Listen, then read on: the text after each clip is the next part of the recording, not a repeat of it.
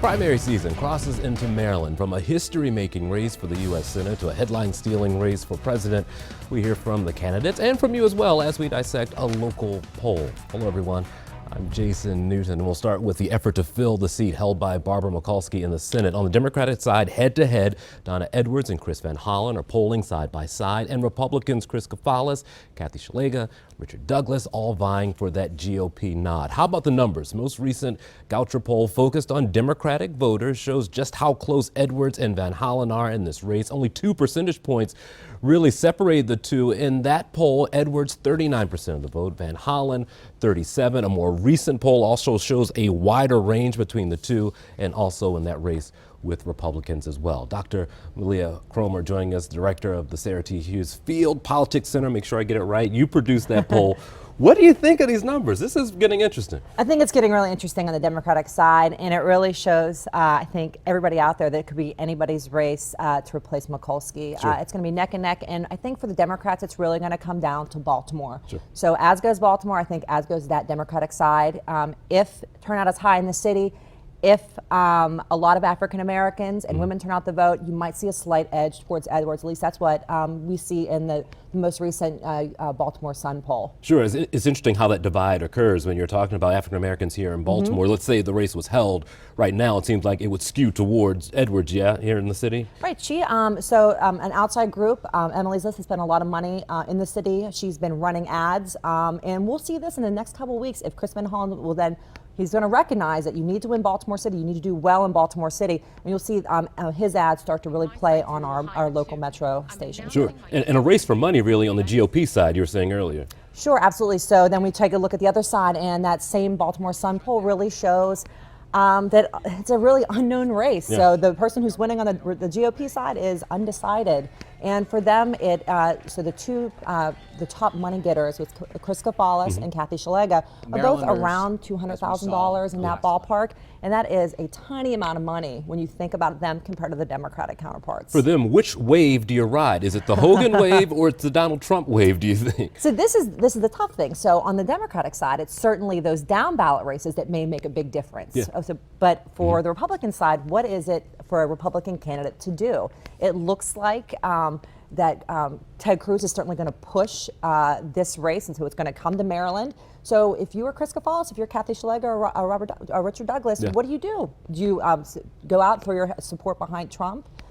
Maybe it'll help you win that Republican side, but what happens after that? So then you have to put together that Hogan formula. You need conservative Democrats and you need independents to win. And I don't know if you want to ride that Trump wave for those voters. Well, let's talk about the presidential race right now. Very interesting right now. Rubio loses his home state, Kasich wins in Florida, and then we see Hillary with pretty much a sweep until we see what happens in Missouri when we tape this.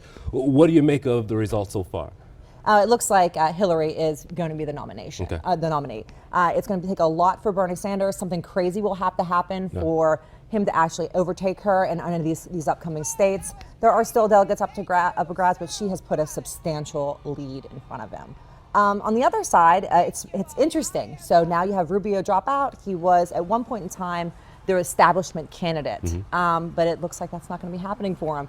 And you have now Kasich, Cruz, and Donald Trump. He's doing well here in Maryland, surprisingly. And it's really, if he can keep this momentum up, if any of the gaps can stop from happening, and it's really if Cruz can actually get people to coalesce behind him. And he's had a likability problem in the past.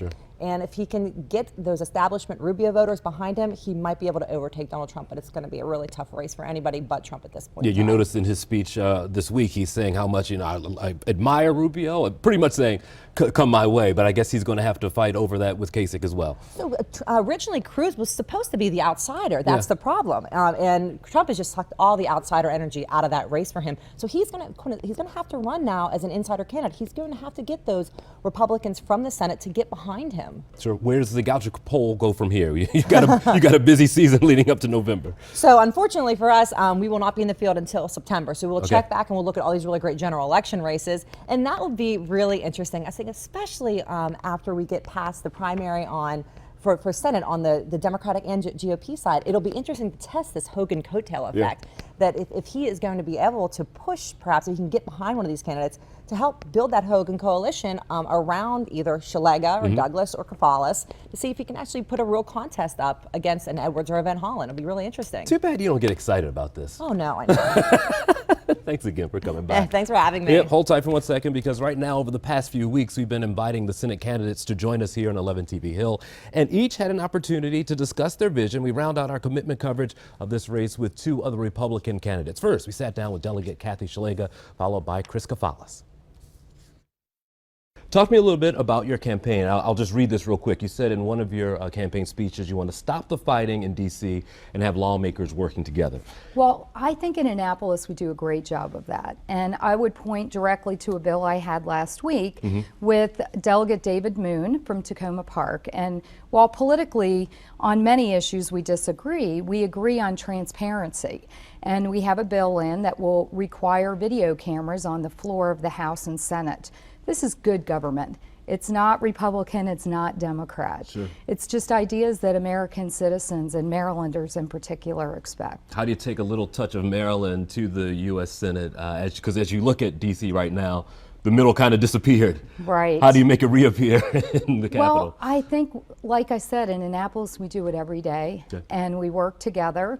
We find ideas that are great, that people want and expect, and we work across the aisle. Okay, outside of Annapolis, you're a small business owner.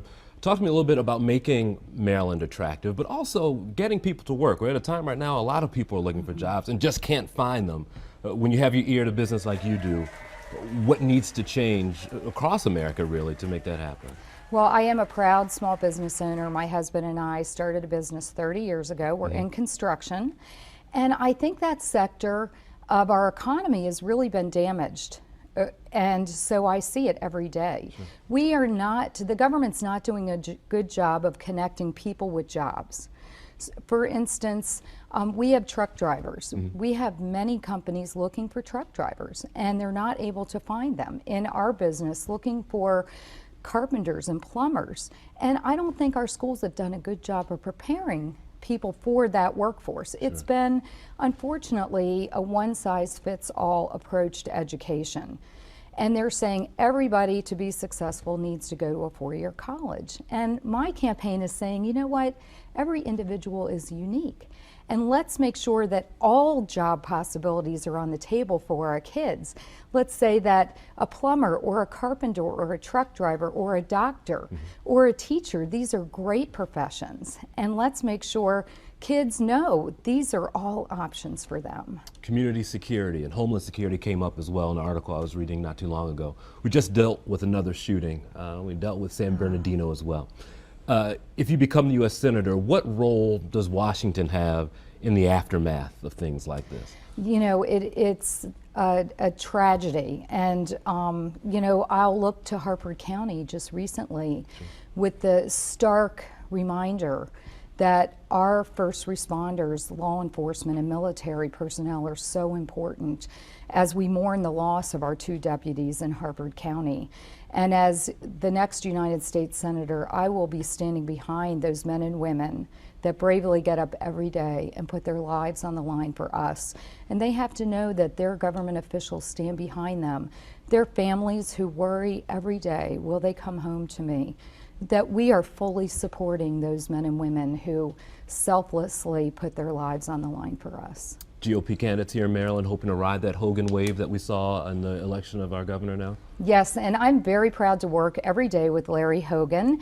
I'm really proud of the things that we've done in Maryland, putting a businessman in office, somebody that knows how to make a payroll and how a budget really works, not government bureaucrats, not Washington insiders, but people who really know these things. And I'm very proud of the work he's doing here in Maryland as his policies are creating jobs.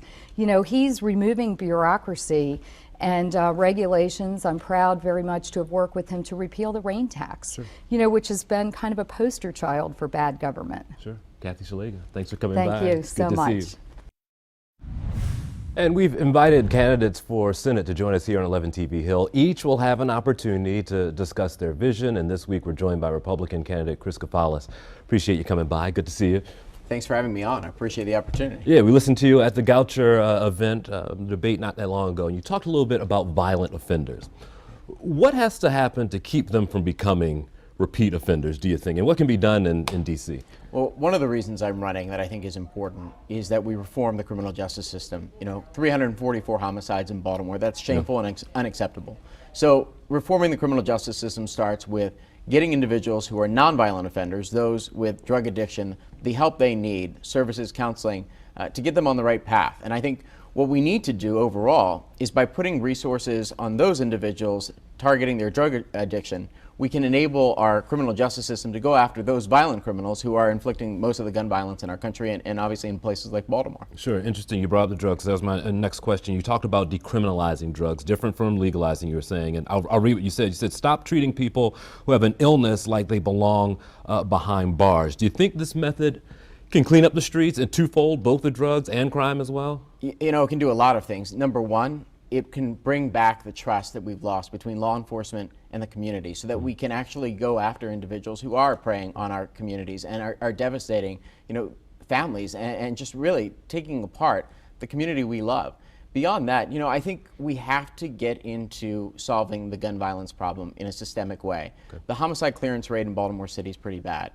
Federal government can be helpful by providing resources to cities to enable that to be better. Mm-hmm. We can go after mental health issues, but it requires a holistic way in dealing with the criminal justice problem. And at the end of the day, after we get someone through their addiction, we've got to have them have a job. Sure. And we've seen 100,000 manufacturing jobs lost in the state of Maryland since 1990. That's unacceptable too. And I think we can fix things with lower taxes, regulatory reform in Washington to solve the problem, make things better for everyone in Maryland. You work with the manufacturing community. How do you make cities like Baltimore or Detroit, or really any American city now, attractive to a manufacturer to come back? Okay. Well, I represent over 14,000 manufacturers, companies like Under Armour that are ready and willing to provide new jobs in Maryland if we get a few things under control in Washington, and that's tax climate. Taxes are unfair for American businesses. We are in a competitive disadvantage from countries like Germany, India, China that are cleaning our clock. We can do better. On the regulatory side, the average manufacturer in Maryland pays $35,000 a year in compliance costs. We need regulatory reform and trade. 95% of the world's customers live overseas. We need to be selling more of our products to them and opening up new markets. What do you make of the tenor on the presidential side right now as far as the GOP side goes? I'll leave if you want to talk about Democrats, you can, but I'll ask you about your own party. Well, what I think people are seeing is that taxpayers need to come first. And whether you're looking at the Donald Trump candidacy or even other candidacies, I think that's what I'm hearing, particularly on the trail in Maryland. I visited all 23 counties in Baltimore City. Mm-hmm. I'm hearing from people that we want the taxpayers of Maryland to come first, and that's what I intend to do as a United States Senator. We asked Ms. Szeliga about GOP candidates riding the Hogan wave. Beneficial to your party to have him in office right now? Oh, of course, and Larry Hogan's a friend. Larry Hogan and I worked together in the Ehrlich administration. I'm looking forward to being the partner he needs in Washington. All right, Chris Couffalis, thank you so much. Thanks a lot. Good to see you.